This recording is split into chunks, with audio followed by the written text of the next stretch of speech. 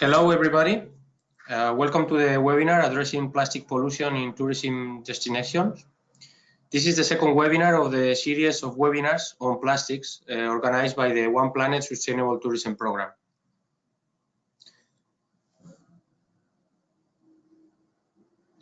I'm Ignacio Sanchez. I'm Resource Efficiency Program Officer at the United Nations Environment Program, and I will be your moderator today.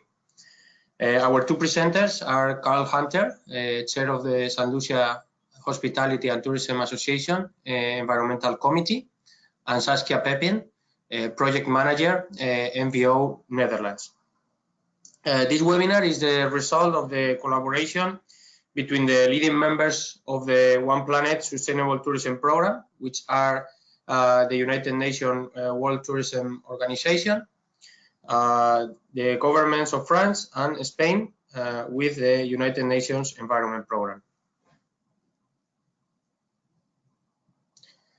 So the Sustainable Tourism Program is a network of over 160 actors from all over the world and working together to accelerate the shift towards sustainable consumption and production within the tourism sector.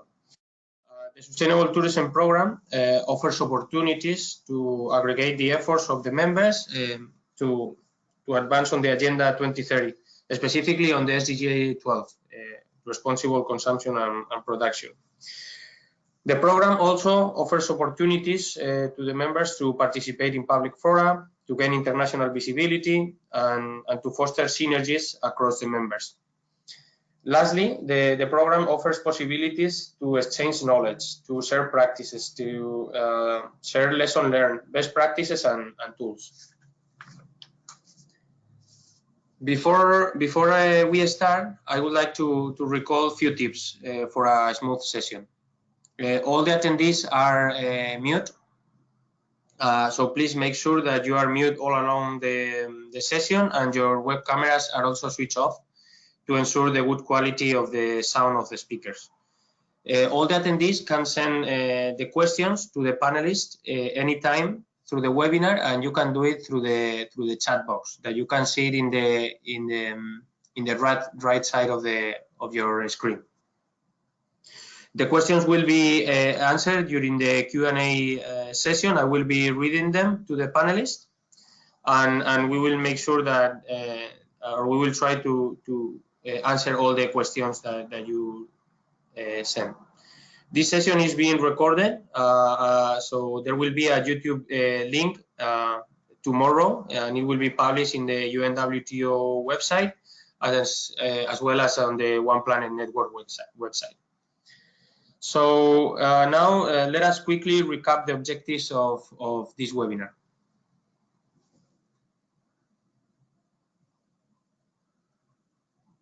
Next slide, please. Yeah, perfect. Thank you. So, as you know, plastic pollution is one of the great environmental challenges of our time. 95% of the marine litter is being composed by plastics. And in the coastal environments, we need to remember that is one of the biggest assets for the tourism destination. And that means that it's also very vulnerable for the uncontrolled littering. According to WWF's last report, Stop the Flood of Plastics, just in the Mediterranean region, tourism sector losses up to 268 million euros each year from plastic pollution. At the same time, tourism has been found to be one of the most probable sources of marine plastic pollutions. Just in the case of the Mediterranean countries, or some of the Mediterranean countries, during the summertime, tourism is responsible of 1/3 increase of waste. This results in local waste management facilities being overwhelmed. So with this in mind, the objectives of the webinar are to discuss how destinations can assess and reduce plastic pollution by improving their planning and management, learn more about existing alternatives to plastics, to revisit procurement strategies, and also to explore how the tourism sector can become a catalyzer for change and find innovative solutions to address plastic pollution and marine litter. Now, prior to give the floor to Carl, I would like to provide few insights with regards the network that we are doing from UNEP and some of our partners, specifically in the Caribbean, to tackle this issue of plastic pollution. So the economy of the region of the Caribbean depends heavily on tourism, as you are aware. Just a few examples of how important is tourism. Revenues in 2017 were up to 57,000 million US dollars. In average, represent 50% of the region's GDP. Every year, the Caribbean receives more than 30 million visits. So as the industry grows, this also represents a bigger consumption of natural resources, specifically from our oceans. And as a consequence, the levels of marine litter, the levels of pollutions are higher. Specifically, one of the main problems, as we said, is the single-use plastics that have increased tremendously in the Caribbean. The current situation in the Caribbean is that around 12% of the solid waste generated are plastics. More than 300,000 tons of plastics are not collected every year. That means that either goes to the rivers, to the environment, and most likely to the coast and ending in the Caribbean Sea. There are around 200,000 pieces of plastics per square kilometer. And plastic bottles, just as an example, represents 21% of marine litter. Next slide, please. But what are the impacts that plastic generates? These are some of the global data, not just for the Caribbean, but it's really interesting to see that marine litter costs about 13,000 millions per year, that covering different industries and economies, not just tourism, but specifically for the tourism, the annual loss is around 622 million. That can represent a reduction of the tourism rate because the problem of plastics affect the whole tourism supply chain, from the food production to the provision of specialized services. Also degrade the beach, the coral reefs and mangroves. Also can provoke flooding due to the plastic bottles in rivers and plastic bags and styrofoam. Also affects the human health. We need to also remember that plastic, when enters in the ocean, start fragmenting and producing microplastics that normally enter in the human food chain through the fish, and at the end we are also eating that microplastics. Also can increase the risk of disease transmissions. For instance, when there are a lot of plastic, they can generate obstruction of seaward networks, and that creates a scenario where the population of mosquitoes can rise. And also the plastic release some toxic chemicals, and if it's burned, the plastic also can produce some hazardous emissions. So in this scenario, from UN Environment, what we've been working is in a project that is called Phasing Out Single-Use Plastics towards clean seas and sustainable tourism in the Caribbean.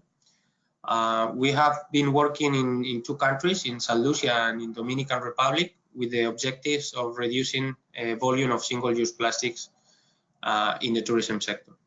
How? Implementing some sustainable procurement practices and also enhancing the eco-innovative solutions. How we've been working in this project? So we have been engaging with hotels that are prioritizing reduction of single-use plastics, but also raising the awareness of other hotels that have not initiated any effort yet. We've been doing assessments on waste management and disposal practices to understand how the plastic is managed by the hotels, and also running some market readiness analysis to identify the opportunities in the market for substitution of single-use plastics. We are promoting best practices and recommendations for proper waste and also for the substitution of single-use plastics through sustainable procurement. And we have been developing some communication materials to highlight the importance of phasing out single-use plastics. The potential results of this project that is ending by this year, more than 20 hotels have been participating so far between St. Lucia and Dominican Republic. We are in the process of creating some case studies about the substitution of single-use plastics that then we will be distributing and promoting through our websites and networks. So we are developing some other communication materials like videos and recommendations for both tourists and hotels, and with the effort or with the idea to scale up not just for these two countries but for the entire region.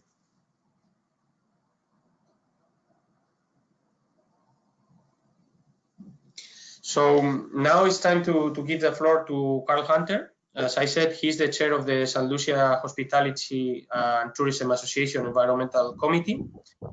Carl will present us the work that how they are working on tackling plastic pollution in St. Lucia, and in particular focus on the identification and promotion of alternatives to plastic. Carl, you have around 15 minutes. Thank you very much for your time, and the floor is yours. Thank you very much, Ignacio, and thanks for everybody. Good morning, good afternoon, depending on your time zone.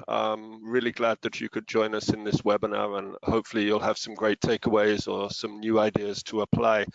My name's Carl Hunter, as Ignacio said, and I represent the Hospitality and Tourism Sector's Environmental Committee. We're a fairly active committee, and like most destinations, we're really facing the realities of how do we move forward, what are the genuine alternatives that can be utilized. And so we really worked in collaboration with the UNE in Paris and also our Solid Waste Management Authority here in St. Lucia to truly analyze things and try and do it from a big picture and focus down on the alternatives, but from the basis of understanding what is truly relevant and what is truly a right and appropriate alternative from a St. Lucia perspective.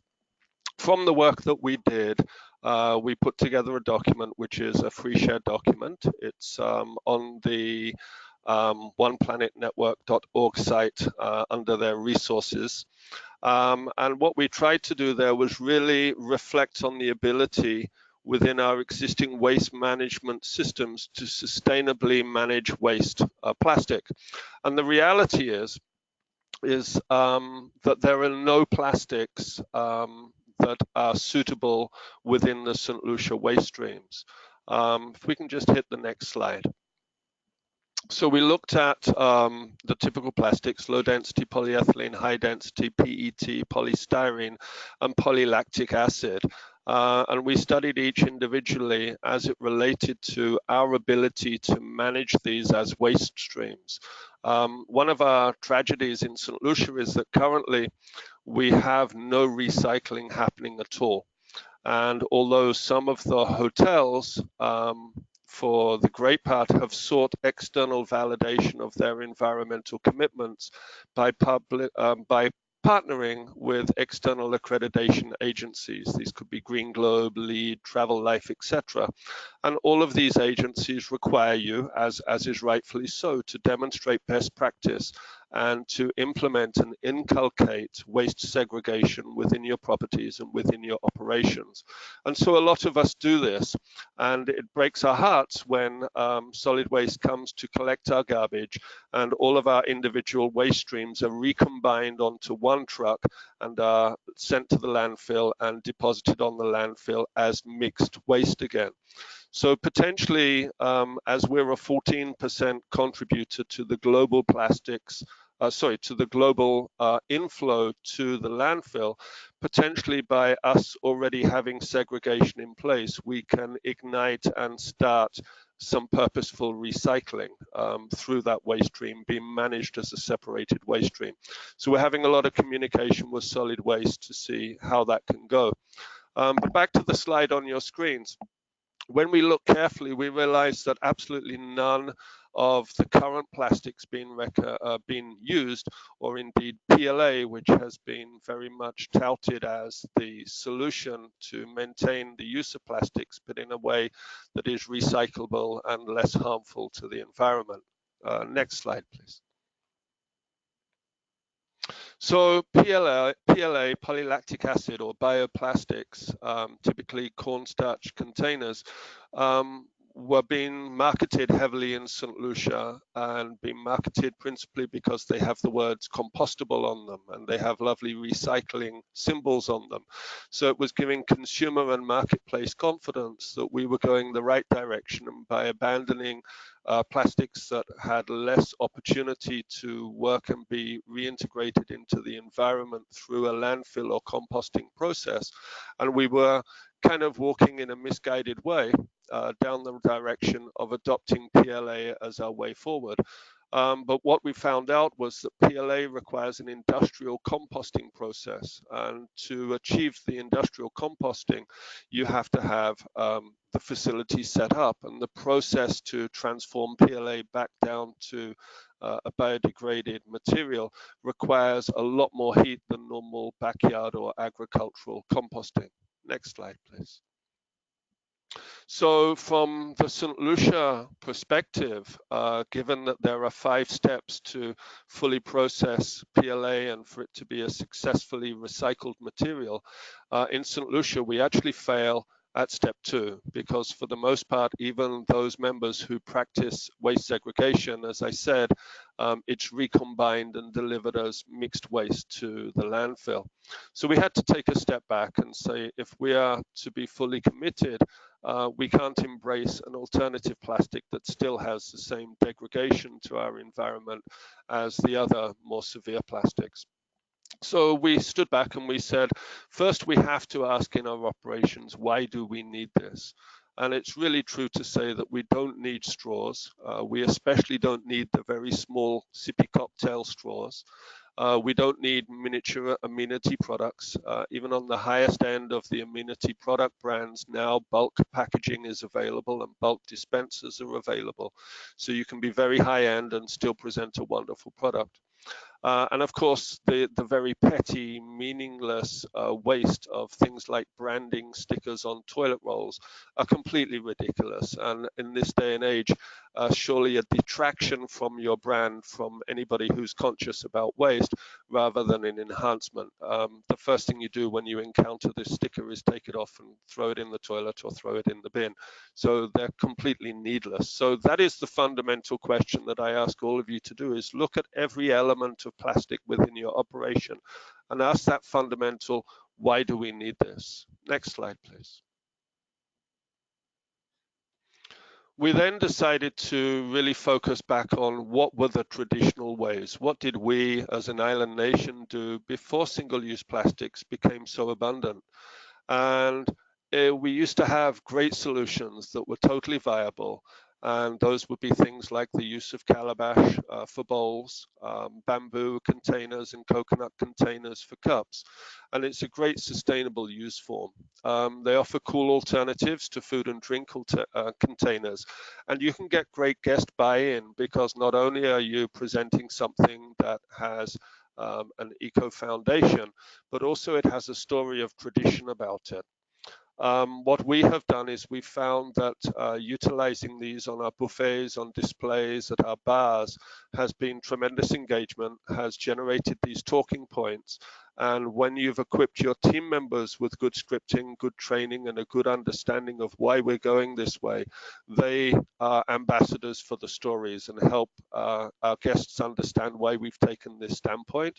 And I would say 90%, 99% even of the time, it's warmly embraced and we don't get pushback. We still have straws under counter. If someone's insistent on a straw, we're using a waxed paper straw, but again, it's delivered with a message, and the message is that you have to ask for a straw. Next slide, please. As it came to food containers, this is really an area of great challenge, especially if we can't embrace the use of PLA plastics.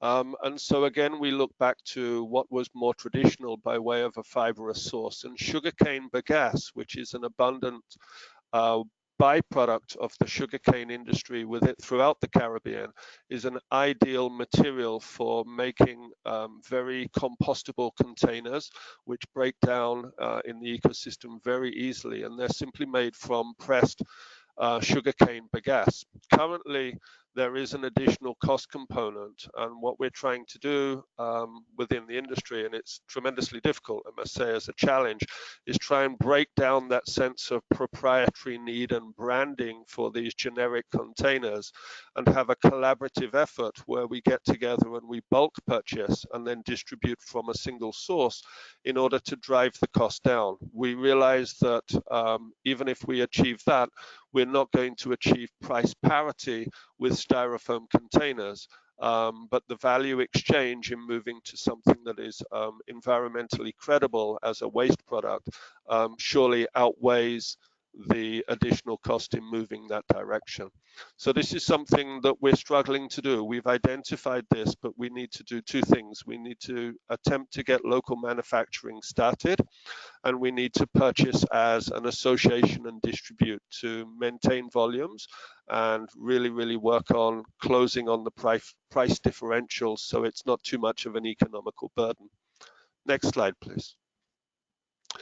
The other slide that I wanted to share with you, and we really believe in all of our analysis, and this was really backed up with some work and fact-finding and a peer review done by the UNE, that the edible cutlery is perhaps the best way to go. This is not just a solution for St. Lucia or the Caribbean, but surely the best solution globally. It's a product that requires far less energy to produce than plastic. They're made from local food sources. There's various food sources that can be utilized to make them. Typically, you need a strong starch-based. But although they're made from a food source, they're not removed from the food chain. They're tasty, they're nutritious, and of course they can be consumed as part of your meal. Even if they're discarded, which means they leave the food chain, they still biodegrade and break down because they're simply food matter that naturally does that. So they're 100% edible and they're 100% biodegradable. What we need is entrepreneurial development within the region. I don't think this needs to be a nation by nation effort, but a good regional effort. We're looking for a producer of this product so that this can be disseminated and become, the favored product. And this is not only for our industry. Islands are struggling with bans that have been put in place for styrofoam and plastic utensils, but these bans have been put in place for the most part, I'd say, without careful analysis of all the alternatives and creating a marketplace for those alternatives. What has happened in St. Lucia, and our ban is in effect from December next month, no more styrofoam can be imported, but we have seen mass importation of styrofoam because the industry and the food vendors are confused. What is their alternative? They haven't worked that out, and so they're stockpiling to perpetuate the evils, if you like, of styrofoam, rather than having the ban wrapped up with a good solution that supports the ban with quality alternatives that are direct replacements. Next slide, please. So the lessons I think we've learned is that to make effective sustainable decisions, we really have to understand the abilities for your location's waste management systems. As I say, PLA doesn't work for us, but if you're in a more matured waste management location, PLA may well be your environmental solution to other worse single-use plastics. From a hospitality perspective, you really should get your whole team involved in this, especially your purchasing department. Often the idea is in the room, but we haven't engaged with our wider teams. So part of our success in going through this whole understanding of where we are and what our alternatives could be was to really network and to speak to as many people as possible. Of course, the secondary spin-off from this greater engagement is that you get better focus on the issue, and you also start to engender personal transformation within your teams, within their home environments. You should, as we did, study each need and select the appropriate alternative. There isn't a one-size-fits-all solution. Whereas plastics can provide us with beverage, food, and utensils, we're going to look for 3 or 4 alternatives to provide the solutions from more eco-type products. And of course, you shouldn't shy away from returning to traditional ways. As I feel I've already stated, it really enhances your guest experiences. It introduces them to your culture, and it demonstrates your commitment towards sustainability. So thank you so much. Please look up on the One Planet Network.org resources. That's a wonderful best share platform, not only on single-use plastics, but many other topics are covered within that page. It's a terrific resource for all of you. Thank you. Thank you very much, Carl, for this wonderful presentation. We look forward to the Q&A session. So as a reminder to all the attendees, please note that you can send your questions through the chat. You will see it in the right side of your screen. You can type your questions there, and then Carl will be answering them at the end of the webinar during the Q&A session. And now, last but not least, now we have the opportunity to listen the presentation from Saskia Pepin. She's project manager at MVO Netherlands, and she's going to talk about the projects that they've been doing to reduce plastic pollutions in Bali. So thank you very much, Saskia. You have 15 minutes and the floor is yours. Great, thank you very much. Thank you very much for this opportunity in sharing our story. Good afternoon here in the Netherlands. I'm working for an organization called MVO Nederland, which is CSR Netherlands, CSR for Corporate Social Responsibility. And we are the biggest business network in Europe on CSR. We have about 2,000 businesses within the Netherlands that are our partner. And all our partners have in common that we have an ambitious goal on sustainability. The businesses that are our partners, they work in different sort of sectors. They can be working in the construction sector, in the food sector, in the chemical recycling sector, or in the tourism sector. I'm very happy that we have quite a big network in the tourism sector because tourism is my passion, and I'm very happy to be the manager of our tourism network within the organization. The network consists of different types of organizations, which is knowledge institutions, tour operators, sector associations. We all share the same goal that we want to make the tourism sector more sustainable.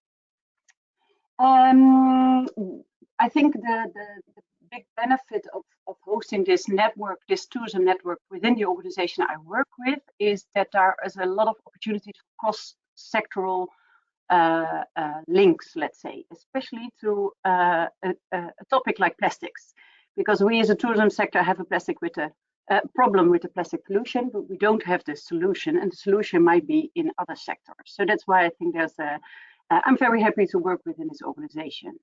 Can we go to the next slide, please? I think there's one before this slide. Yes, excellent. We are executing an international program, and within this international program, we are looking into possibilities to improve the international supply chain, to improve sustainability within the international supply chain. Because we are active in the tourism sector, but we also have a very active chemical and recycling sector, an active network within our organization. We initiated a project concerning plastics in Bali. I think all of us have these images in our heads of these heavily polluted beaches in Bali. Bali has been quite badly in the news with all these headlines in the newspapers, and well, I think plastics is a big issue in many destinations, but especially for us here in everything that reached the Netherlands, let's say. I think Bali has been well, quite badly in the news. We, as MVO Nederland, we saw the problem in Bali actually as an opportunity, because the plastics in Bali is really affecting the tourism sector, but it also gives an opportunity for the chemical and recycling sector. So how great would it be if we could bring these two worlds together? And that was our initial idea. Because I'm working with tourism organizations, and many of them are tour operators, and they got back to me and saying that they received complaints from their guests traveling to Bali, and they were of course quite disappointed, because usually if you book your holidays and you see the images of beautiful beaches on the websites of the tour operators, and you get really excited, and once you arrive, the beach isn't exactly what you expected, and you were wishing for something else. So often the tour operators get complaints from tourists visiting Bali, and fortunately these tour operators wanted to take their responsibility, because they really saw the issue. We got, it's about 2.5 years ago that we first initiated a meeting with the tourism sector and businesses from the recycling sector here in the Netherlands to see if we could work together for a project in Bali. Now, fortunately, we had great ideas, and our initial idea, can we go to the next slide? Yes, excellent. Our initial idea, our dream more or less would be, how great would it be if we can show that the plastics on the beach in Bali would be the raw materials to make very nice new products. So can we maybe demonstrate that these beach plastics can be the raw material for, let's say, a beach chair? That was our first idea, and when we started thinking about this, we decided we had to go to Bali together with the group of tour operators interested, and so we did. So about 2 years ago in February, it was February 2018, so a year and a half ago, we visited Bali. Can we go to the next slides? And we went to Bali with 6 Dutch tour operators, which you can see on this slide. And most importantly is that we also involved the destination management companies of these tour operators. I assume most of you are familiar with what a destination management company does. If not, I'm going to explain shortly now. Destination management company is the local agent for a tour operator. And we experienced in this project that the destination management companies actually were the most important parties for us working in this project, because the destination management companies, I'm going to call them DMCs now, they are the ones that know the destination the best, and they also seen Bali change over the last couple of years. So in February 2018, we traveled to Bali with the 6 tour operators, together with their DMCs, and we were our project was also supported by WWF, and we also had a Dutch company traveling with us, which is called Plastic Wheel. And what Plastic Wheel is doing, which is very interesting and very inspiring, we have a lot of plastics floating in the Amsterdam canals. And the owner of Plastic Wheel, he was really annoyed by these plastics. He was thinking, I want to clean the Amsterdam canals. So he started cleaning them, but then he had all these plastics. He was like, okay, I can just bring these plastics to a waste facility, or can I try to make a new product out of it? So what he's been doing, he has been piloting, of course, but eventually he made boats from the plastic from the Amsterdam canals. So and now they moved ahead over the last couple of years, and now they're making super nice furniture out of the plastics in the Amsterdam canals. So this is a very inspiring company. Traveling with us to Bali, because they can demonstrate that from the beach plastics in Bali you can make really nice products. When we visit, important for us was when we visit Bali that we didn't want to reinvent the wheel. Like we as Dutch tour operators, we as a Dutch consortium, the people in Bali already knew they had a problem with plastics. It's not we didn't really have to bring that message across. So for us, it was very important to see what was already happening in Bali and to see if we could support that was the initiatives already there and can if we could accelerate the change. So when we came back from Bali, we've been speaking with all local stakeholders. We had great meetings with everybody involved in tourism, but also in the waste sector in Bali. And with all the knowledge we gathered that week, we came back and we designed this program. And our program, the main goal of our program is to work towards a plastic pollution-free tourism industry in Bali. And the program consists of two pillars, let's say. One is a pillar for the tourism industry with the focus on no more single-use plastics from the tourism industry, and the other pillar is focusing more on the chemical and recycling sector to show that there's circular business models that can bring waste management to a higher level. Because we think there's a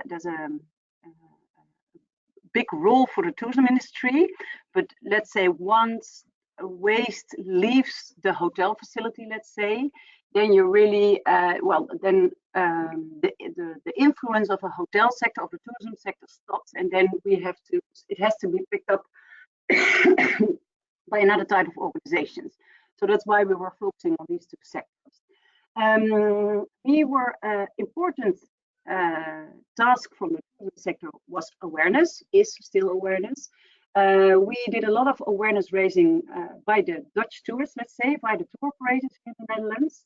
A lot of awareness was raised in the supply chain, and in the tourism supply chain, we were mainly focusing on the hotels, but also on the drivers, and that was done by the DMCs.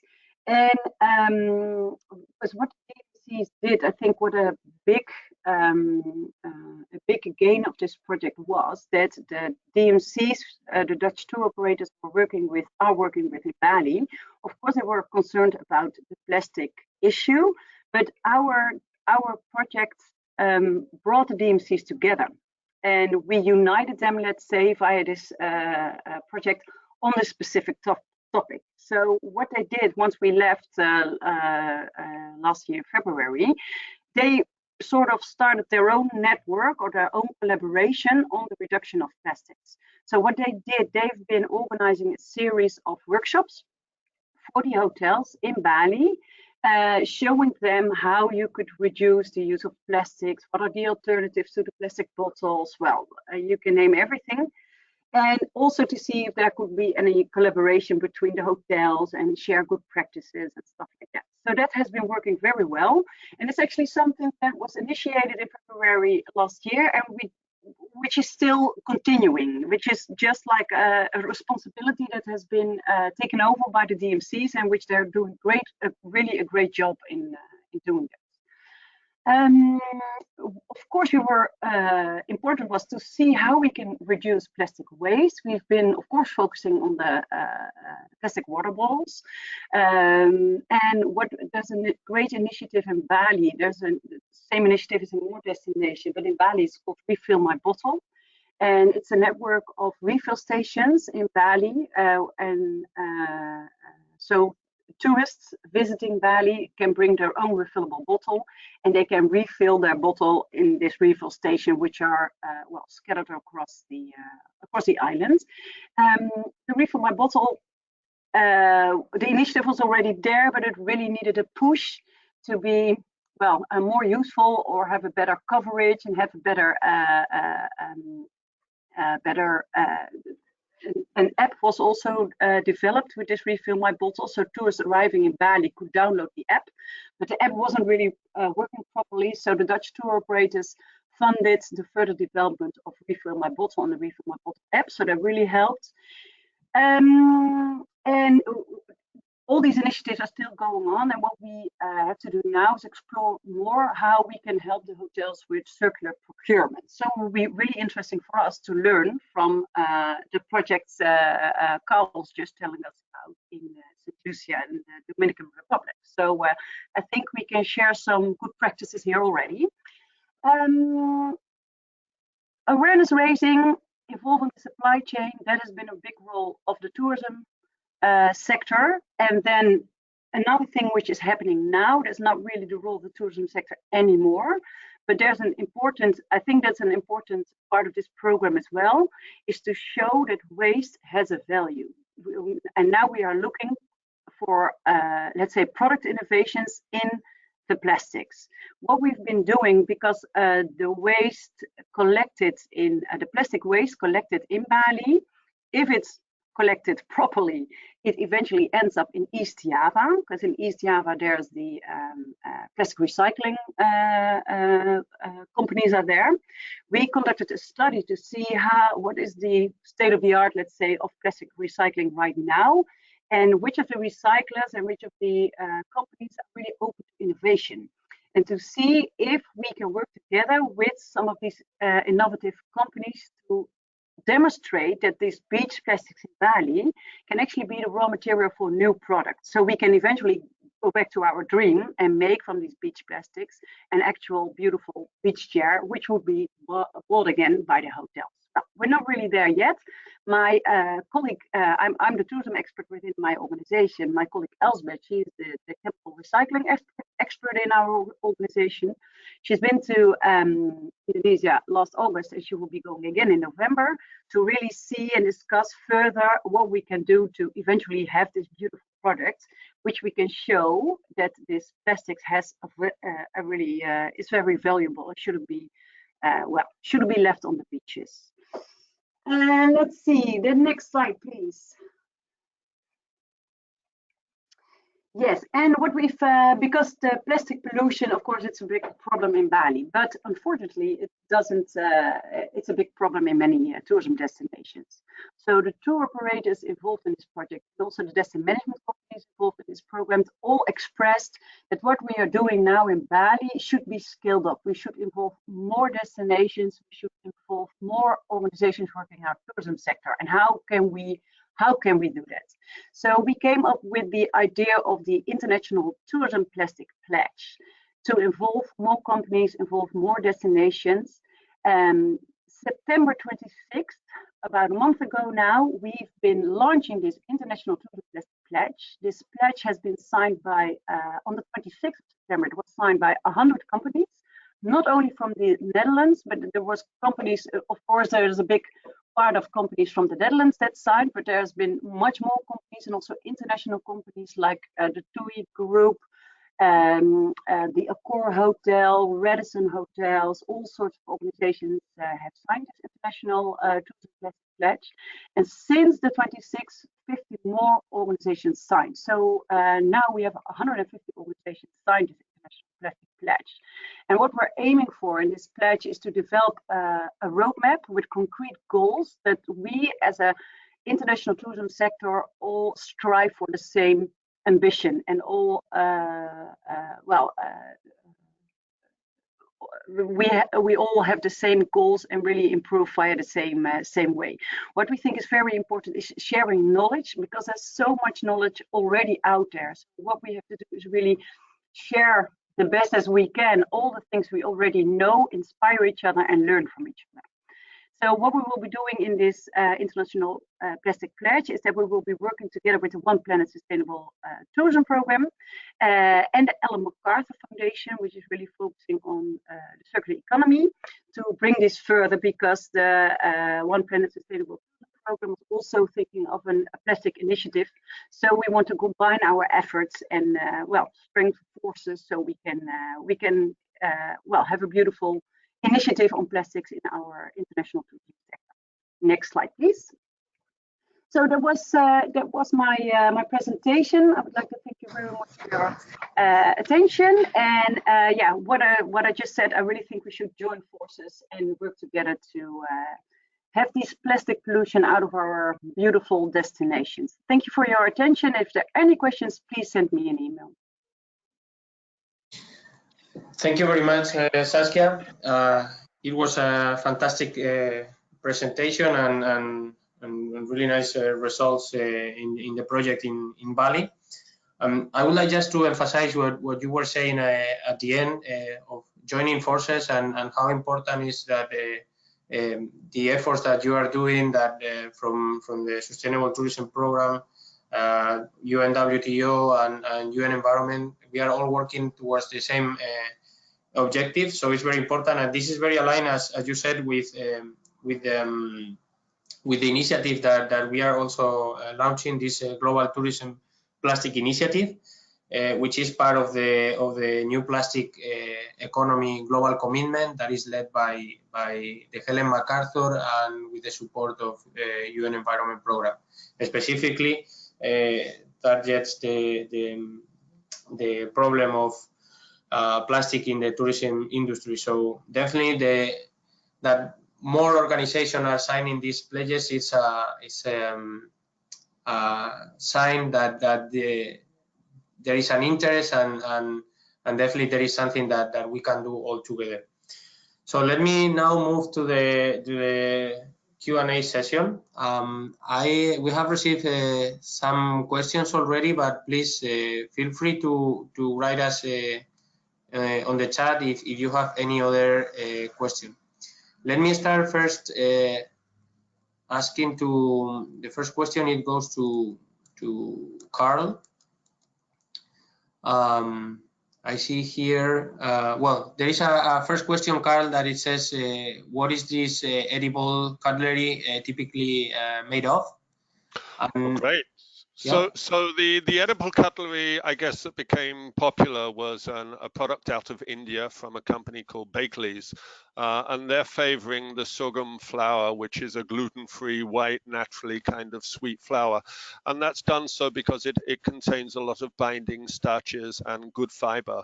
What we're experimenting here, there's a small team with the Ministry of Agriculture trying to do some trials, is on using yam peelings that are boiled and the starch and the fiber removed from that and processed. And really what you need to do is create some form of high fiber flour base, and then that's rolled out into flour sheets and rolled over a mold and then baked in place.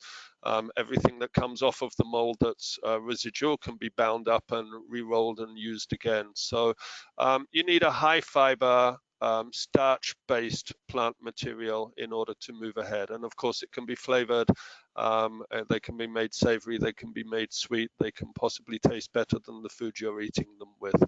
I hope that helps. Thank you, Carl. It sounds tasty. I have another question for you, Carl. One of the attendees is saying that I'm living in the Bahamas now, but originally from Malaysia. Bahamas will ban single-use plastics and styrofoam in January 2020.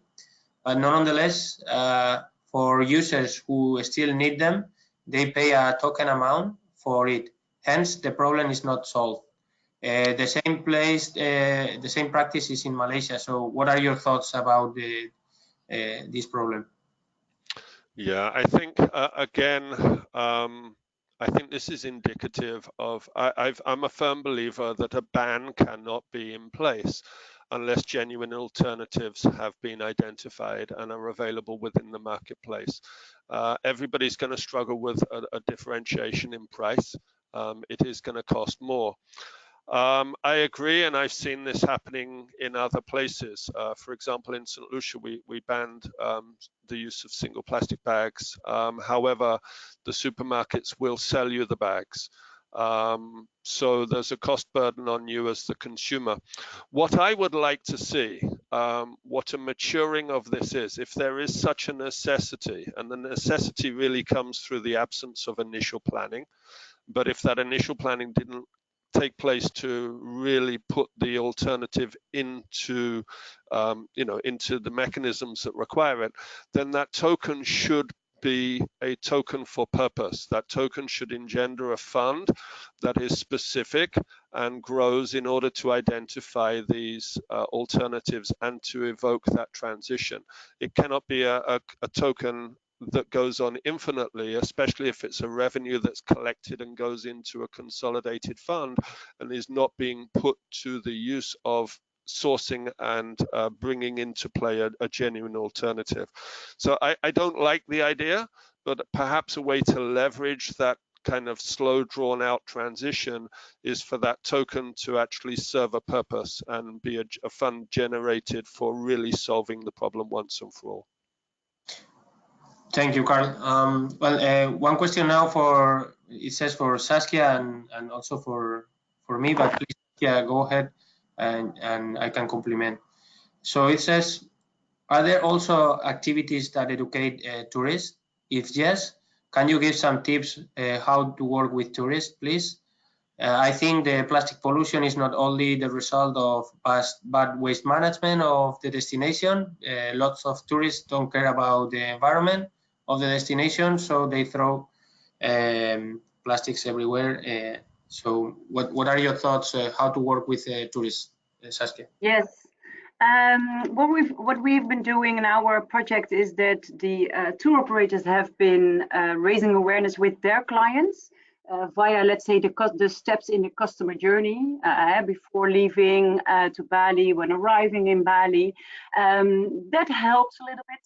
Some of the tourists, depending on the tour operator gave them a refillable bottle, and if it's a guided tour, if it's an organized tour, then they stop at refill stations, stuff like that. Then it's being really facilitated, let's say, for the tourists. That helps, but I do agree with what you're saying. Of course, one destination has a better waste management, so maybe there's less plastic pollution. But I do think that many tourists don't really care, or they don't really understand what the impact is. Because I think, let's take a destination like Bali, all sorts of tourists are traveling there, and they actually don't even realize that the waste management system is not as good as it might be, let's say, for example, here in the Netherlands. So I think it's a lack of knowledge as well, and I do agree that they don't care. If you would ask them, they would care, but they don't really realize it when they're on their holiday.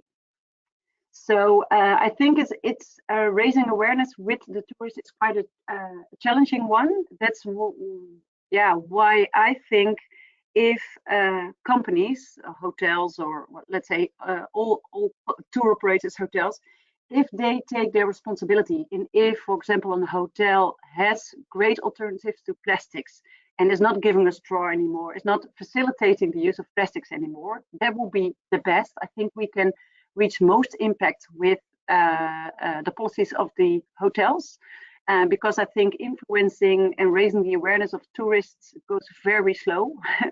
And well, I think we all know these discussions that if tourists on a holiday, they want to be, well, they don't want to be using their towel twice and stuff like that. They want to be as hassle-free.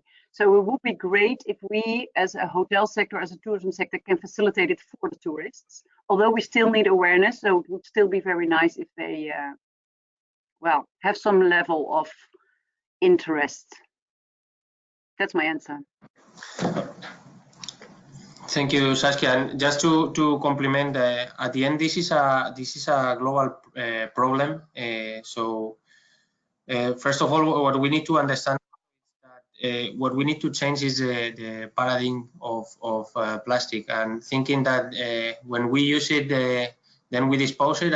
This is waste, and try to understand that this is still a resource. So trying to close the loop and the circle and integrate again the plastic as a resource, and it can be use again.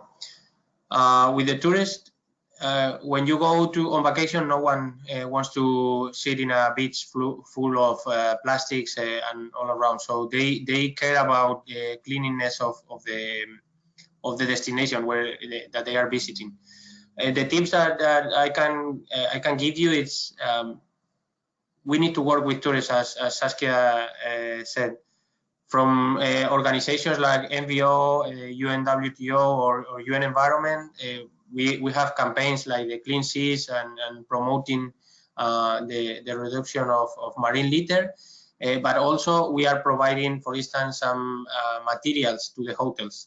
At the end of the day, when you as a tourist arrive to the hotel, it's really nice when staff that has been trained and understand also the situation can explain you, like, we are not giving you all these items in your room, but if you request them, I can give you under request and explain why. Because this generates more plastic and this it's a problem for our destination. So there are a lot of communication channels with the tourists that can be effective, and that would be my tip. And that also is related to the next question, Saskia, also for you, that says that Bali was introducing a 10% a $10 tourist tax to help tackle pollution and waste management on the island. I'm not sure if this was implemented. Is the tourist the source of the pollution, or is the lack of education of the local community? Hence, penalizing the tourists in the form of tourist tax to tackle the issue is very short-term solution. Your thoughts? Yes, I think the tourist is a source of pollution, and the lack of education of the local communities as well. If you look at Bali, if it's, let's say, 30 years ago, if you would have some takeaway food, let's say, if there was takeaway food 30 years ago, but then you would have it in a banana leaf, or you would have it in the great examples that Carl was showing in his presentation as well. And if you would have your whatever in a banana leaf, and you would drop the banana leaf on the floor, it wouldn't be any issue. And I think, well, this banana leaf over time was replaced by plastic, and the attitude might still be that you drop your plastics, but now the plastic is sticking around for 100 or even more years. So I think there's also a lack of education of the local community, although I really feel, especially, well, of course, I've been involved in Bali now a lot, that there's also still more and more awareness for the local community as well. They see what's happening to their island, and they also relate it to their own practices, of course. So about the tourism tax, yeah. Well, there's more tourism taxes now. If you go to Venice, you also have to pay a tourism tax. I don't know. Yeah, I don't really know what my thoughts are. I think a tourism tax will be quite a good idea if it goes into a proper fund, which is well spent on the right things. So if there would be a tourism tax and all these $10 would go in this proper fund, and we can really help the waste management system in Bali, I would be totally in favor of it. I don't know if that's always happening. That's a bit of a discussion, but if that would be the case, I will be in favor of a tourism tax. That's it. If I could just jump in quickly there, Yes. Saskia, I think you know, tourism taxes are potentially a way to go. In the past, there have been challenges because, again, the money doesn't necessarily go for the purpose it was raised. What we have done in St. Lucia through the St. Lucia Hospitality and Tourism Association is we established the Tourism Enhancement Fund. And that is on check-in, we introduce the program to our guests checking in, and we asked them if they would like to voluntarily contribute $2 per night of their stay towards that fund. So this has actually grown. We have quite an established collateral base now, and the Tourism Enhancement Fund really looks to seek to support financially the growth of projects, entrepreneurial endeavors targeted on improving the environment and focusing on these things that some, let's say, government mechanized fund collection may not be able to facilitate as quickly and as purposefully. So that's worked very well for us in St. Lucia, and it's not a tax that's demanded of you. It's a voluntary thing that you participate in, and it's been tremendously successful. Thank you, Carl. And talking about taxes, in your case in St. Lucia, do you receive any tax deduction or waiver to substitute some of these plastics or replacing with new technologies? Because it seems that the technology exists already, but it's a matter of scaling up and make it profitable. Right, that is right now in action. CARICOM, which is a greater community of Caribbean nations, studied this as a whole. CARICOM made individual recommendations back to territorial governments, and our Ministry of Sustainability has adopted that and has placed that for cabinet decision to allow duty-free concessions on viable alternatives that are considered compatible with our waste management ability. So we're waiting for that to be ratified, but we're not seeing that there will be any pushback on that. So I think that will be a good news story for us. Thank you. The time is finishing for this webinar. So I would like to thank the speakers, Carl and Saskia, and all the attendees for participating in this webinar on addressing plastic pollution in tourism destination. There were still a few more questions in the chat. We are sorry that we didn't have more time to answer them, but please send them both to the speakers or to the One Planet Sustainable Tourism program, and we will be happy to answer and support you with some more information. So we hope that you have learned a lot today from these great speakers, and we hope that you can join us in the next webinars that we will be doing on sustainable tourism. We would love to see you there, and have a nice day, afternoon, and thank you very much.